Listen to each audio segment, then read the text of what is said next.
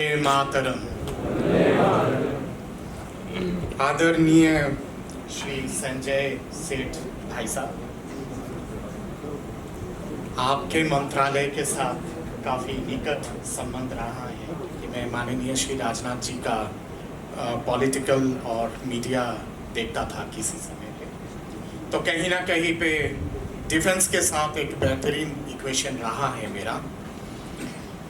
Honourable Chancellor of the Institute, Shri Arun Kumar ji,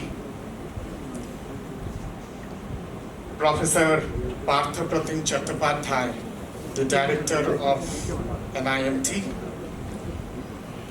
Professor Gautam Sutradhar ji, NIT Jamshedpur Director, Professor Shukumar Mishra ji, IIT ISM Director, my younger sister Mahua Datta from Canada, all my friend faculty members of NIMT Ranchi, my dear students and my dear friends, सबसे पहले आप सबको नवरात्रि के पावन त्योहार का हार्दिक शुभकामनाएं। आज माँ कालरात्रि और महागौरी का तिथि है और कल रामनवमी है, तो इसलिए आप सबको बहुत बहुत शुभकामनाएं इन दोनों महत्वपूर्ण त्योहारों की। शुरुआत करता हूं सर्वमंगल मंगले शिवे सर्वार्थ साधिके शरण्ये त्र्यंबके गौरी नारायणी नमस्तुते। सृष्टि स्थिति विनाशनम शक्तिभूते सनातनी गुणोमय गुणोश्रय नारायणी नमस्तुते। शरणागत दिनार्थ परित्राय परायणी सहस्र शस्त्र हरे देवी नारायणी नमस्तुते।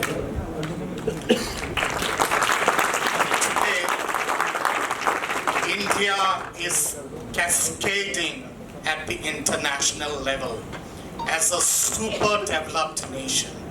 हम लोग ऑलरेडी डेवलप्ड नेशन हो चुके हैं माननीय प्रधानमंत्री जी के गाइडेंस के और नेतृत्व के चलते। 2014 से जिस हिसाब से भारत ने एक छलांग और एक उफान लिया है, वो कहीं ना कहीं पे अब नॉन स्टॉपेबल है। It is not going to stop. I remember when Vajpayee ji was the Prime Minister, I had the honor and the privilege of working as a youngest expert during the Vajpayee regime. That time, the position of India was 8th at the global level in terms of economic parameters. When Dr. Manmohan ji came, and after that, because of several international permutation combination and the way the subprime crisis was going on, वही कहीं ना कहीं पे नीचे जाते जाते 12वीं position पे हम लोग आ गए थे भारत आर्थिक पैदान पे।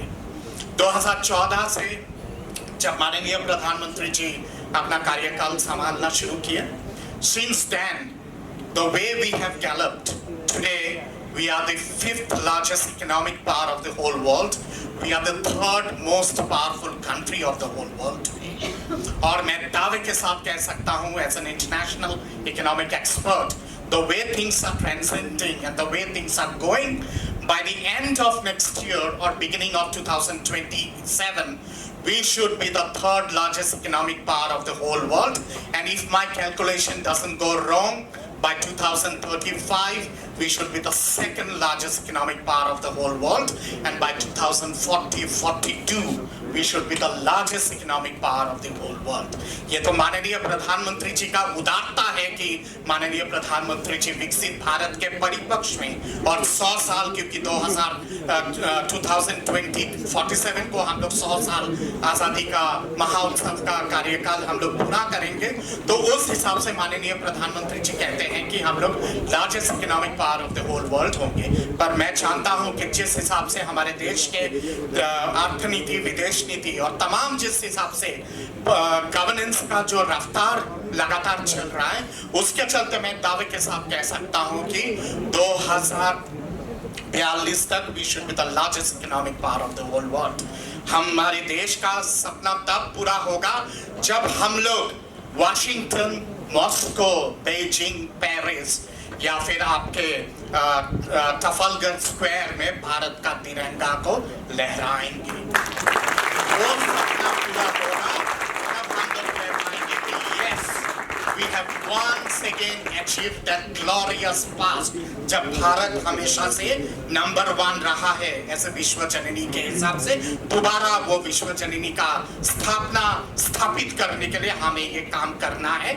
ये तभी हो पाएगा जब पुरातन भारत और आत्मनिर्भर भारत और उन्नत भारत और विकसित भारत का मिश्रण होगा, और उस पे एकेडमिक इंस्टीट्यूशन एक महत्वपूर्ण भूमिका अदा करती है।